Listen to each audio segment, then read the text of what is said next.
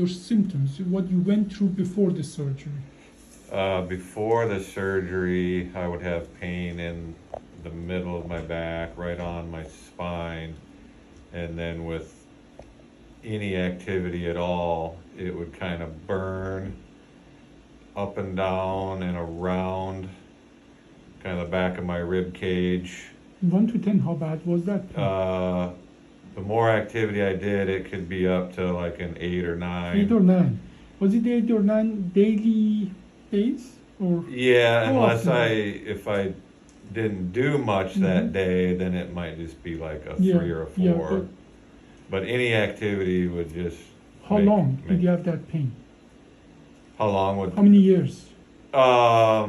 Before the surgery, probably about a year. Year and a half. Yeah. In that year and a half, what did you notice his behavior, his daily activities? What did you notice? I think he was becoming depressed. Yeah, and no he kidding. wasn't able to maintain a lifestyle that he enjoyed for his leisure activities and work-related activities. He'd come home and just want to lay down to relieve the pain. What kind of work do you do?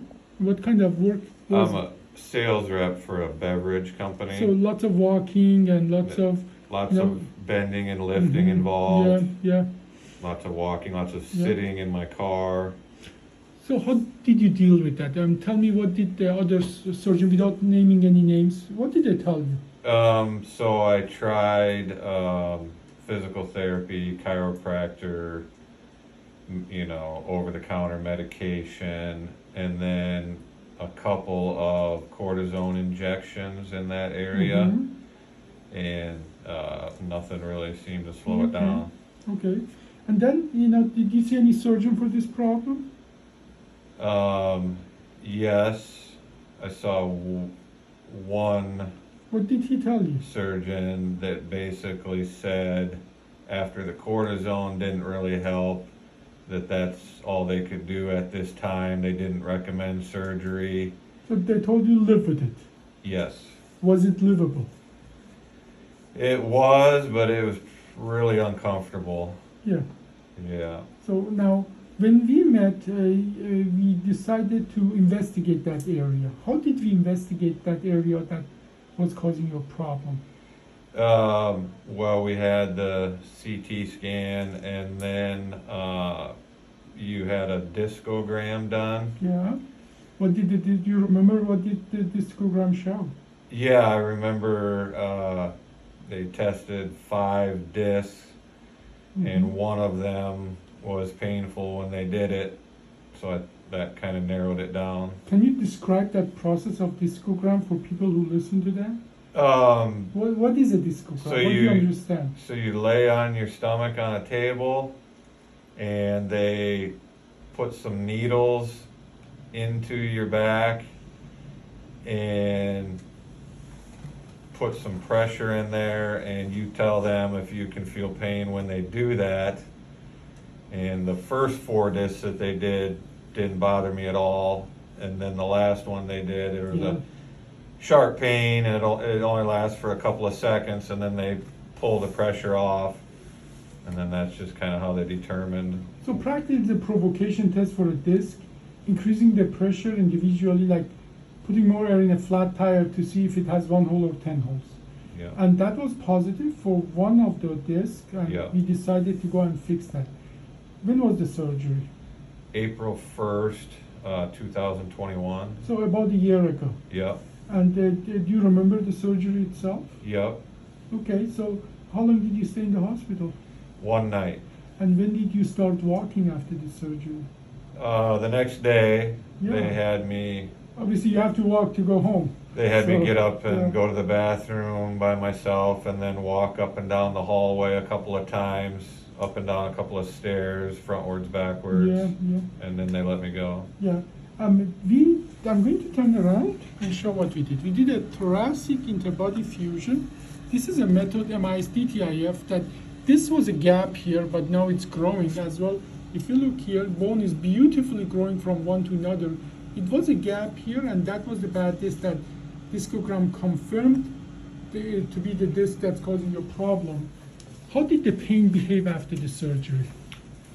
After the surgery, the pain that I would have that would shoot around my rib cage and the soreness in my shoulders and arms was pretty much gone Right away? the next day. Okay.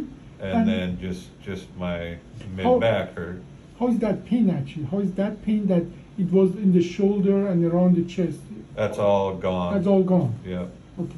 Now, obviously you had those sores and you had some problem from the surgery itself.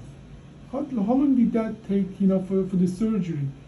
Pain, surgical pain? I would say after 2 or 3 months, it was much less. Yeah. So, in a much smaller area.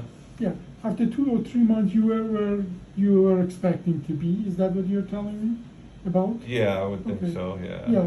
Now, you just described, one of the best outcome of this surgery, because people stay just few nights in the ICU after this kind of surgery, the open old fashioned, where we open your chest. That is why the threshold is so high to do this surgery open old fashioned way. People usually stay about a week, sometimes longer in the hospital after surgery.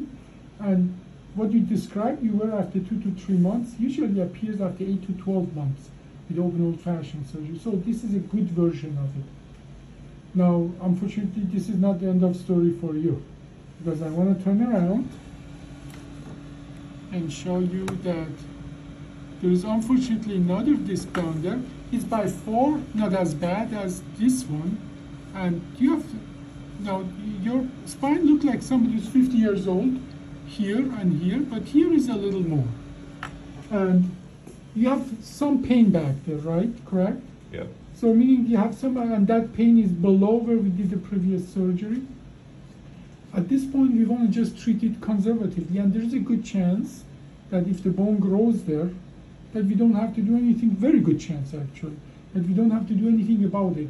The difference between now and maybe years ago is, now that you know about this, you know what to do and what not to do, that alone put you in much better situation to avoid any future surgeries. And by keeping back muscle strong with paraspinal muscle strong, you are in much better position now than before. But you remember, I have to tell you it's a sad thing. What did I tell you? That you can't make me any younger. It's truly a sad thing. I wish I could. Meaning that this, with our natural aging process, this kind of what we call degenerative changes always happen in everybody. But by us knowing about that, we put us in the best kind of condition to counteract that. So like, I'm hoping you know by now, you shouldn't lift 150 pounds of stuff alone back and forth all day long and so on. Because that is the kind of thing that can accelerate this process. Part of it is genetic and aging. We have no influence on that. But part of that as well is what we do. That's a big point there, that just you knowing that reduces your chance that you need any kind of intervention and surgery they didn't have, just by you knowing that. Okay? So, any question or comment? I just want to say he's been able to get back to golfing, and Is it a question or is it a fact? it's a fact. He's been able to get back to golfing, and that's Good. one of his very favorite things to do, and that's brought some joy back to his Yeah. outlook in his life. And exactly that was what I was going to ask you. What do you observe the changes? And with the golfing, and with any other activity, obviously, you can golf this way or that way. You can bike this way or that way.